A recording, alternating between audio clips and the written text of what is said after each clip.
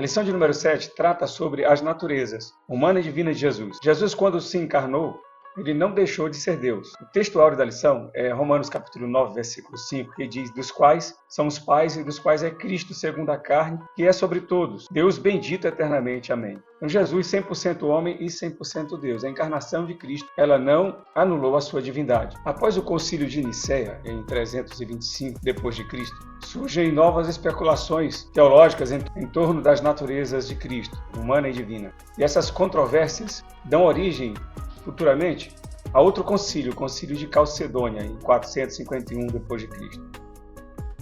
Dentre algumas questões, surge a questão de que como que o Logos é imutável e como ele se relaciona com a alma, que é mutável. Nós vemos acentuadamente divergências entre as duas escolas da época, a de Antioquia e a de Alexandria.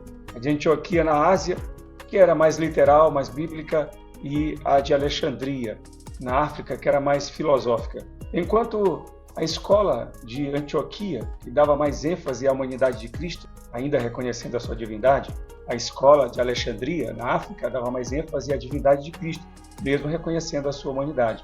Daí surgem, desses questionamentos, dois pensamentos heréticos, o nestorianismo e o monofisismo. Surge a tendência de dizer que o Logos assumiu a carne e que a alma humana foi absorvida pelo Logos, como um copo de água doce que é jogada no oceano e é absorvido por este. Daí surge a ideia monofisista, dizendo que as duas naturezas de Cristo se fundem, formando uma terceira natureza, nem totalmente Deus, nem totalmente homem. Já o segundo pensamento, chamado de nestorianismo, supostamente atribuído a Nestório, dizia que cada uma das naturezas de Cristo tinha a sua personalidade. Supostamente, segundo ele, as duas naturezas eram duas pessoas. Nestório, no afã de combater o título dado a Maria, de Mãe de Deus, a expressão Theotokos, ele começa a fazer uma defesa de que Maria ela era mãe apenas do homem, da natureza humana, e ele cunha a expressão Christotokos, para dizer que Maria fora mãe apenas do Cristo humano, do Jesus humano. Nestório criticava a posição de Cirilo, que era de Alexandria, pois Maria não poderia ser a portadora de Deus, o que culmina em 431 no Concílio de Éfeso. O concílio termina com a declaração de que Cristo não é dividido em duas pessoas, mas uma única pessoa com duas naturezas inseparáveis. Os seguidores de Nestório se espalham pelo Oriente, pela Pérsia, pela Ásia e partes da Ásia Central, formando uma igreja em separado. A divisão se acentua ainda mais com os anos. Após o concílio de Éfeso, em 431, nós temos outro concílio. Na verdade, dois concílios que foram formados, mas não foram oficializados. Um deles, Concílio de Éfeso II, 449, não oficializado pelo Império.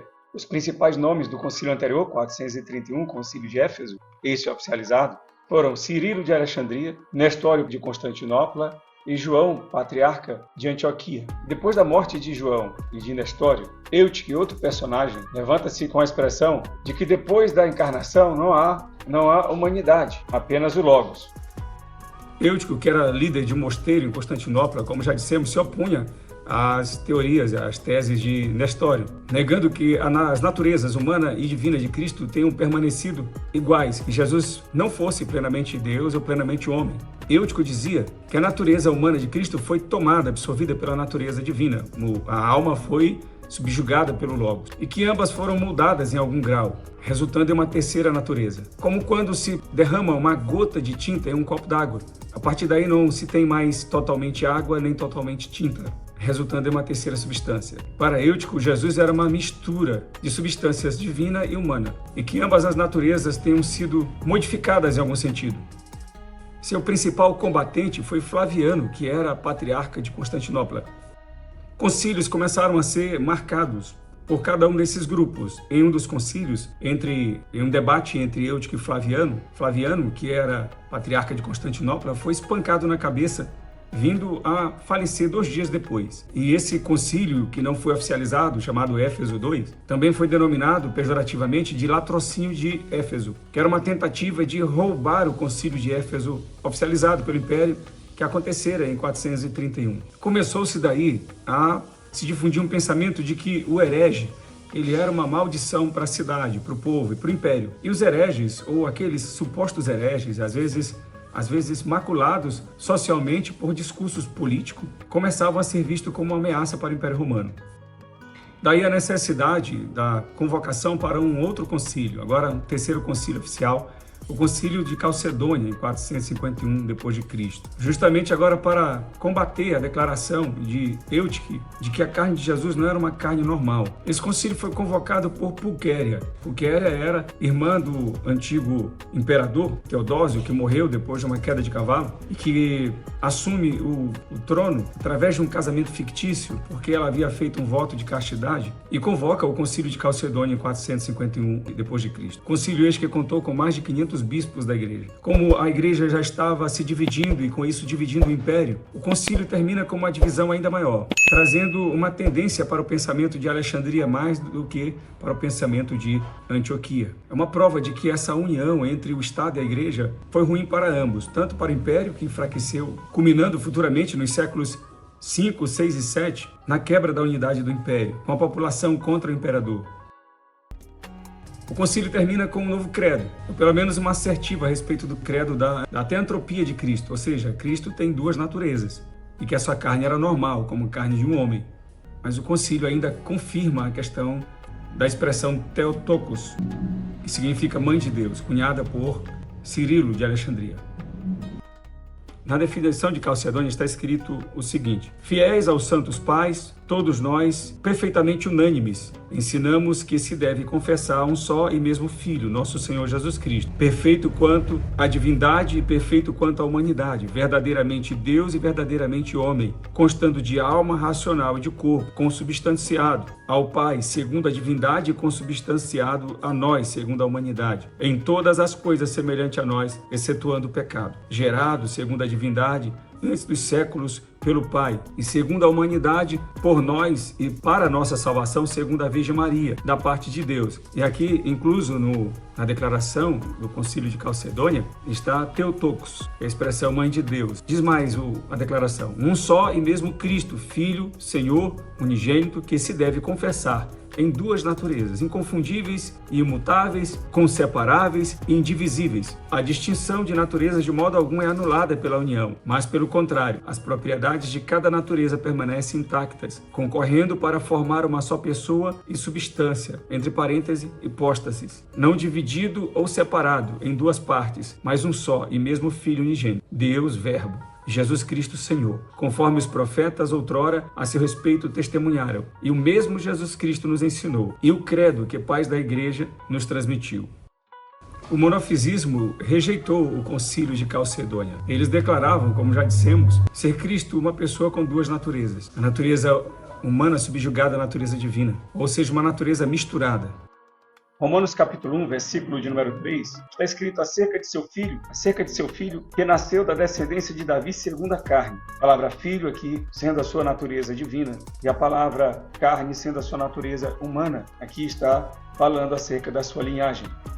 Gênesis capítulo 3, versículo 15, fala que ele é a semente da mulher. Isaías capítulo 7, versículo 14, diz que a virgem conceberá, que fala da sua natureza humana.